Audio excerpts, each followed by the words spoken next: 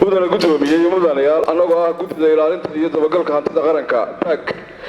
idinka soo gudbinaynaa codsi ku saabsan kalsooni kala noqosho wasiirka sida halka ku qeexan sida ku cad qodobka ku-tashanaad firqadiisa 6 iyo 7 ee dastuurka qaranka iyo qodobka 5 qodobka 6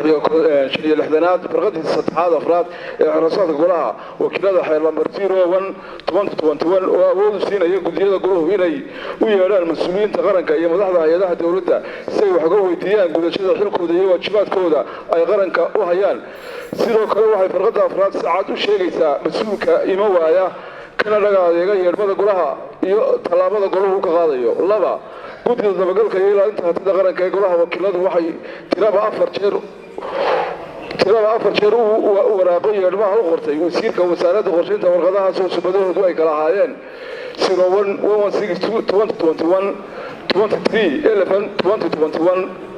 01/136/2021 kuna taariikhaysan 26/12/2021 subadeeduna ay tahay 16/2021 kuna taariikhaysan 01/22 waa 4 jeer oo waraaqay gudidu u qortay wasiirku kuma iman yeedhmada gudiduna waxay u gudbisay gudoomiyaha golaha wakiilada nuxurkiisu ahaa in gudoomiyuhu yeedho wasiirka goloweynaha si waafaqsan qodobka 6 firqadiisa 7 ee xarasaadka golaha wakiilada xeer lambar 01/2021 sidoo kale waxaa gudoomiyuhu u qoray warqada sumadeedu tahay gaawaga 09/17/2022 kuna taariikhaysan 16/01/2022 si awgeed mudane gudoomiye iyo mudanayaal waxay gudidu goloweynaha u soo jeedinaysaa warqada gudoomiyahana kuma iman markii uu qoray wasiirku haddii goluhu isku raaco in mas-uulkaas goluhu kalsoonida kala noqdo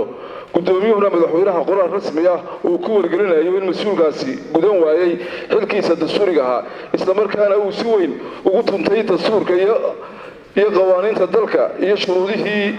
lagu magacaabay shuruudahaas oo ku tilmaaman qodobka 14aad ee xeerka ee dastuurka dalka laba iyo inaanu mas-uul dambe shaqada golaha wakiilada iyo wada shaqaynta wacyaha dawladda ishortaag ku samaynin alla mahadle gudida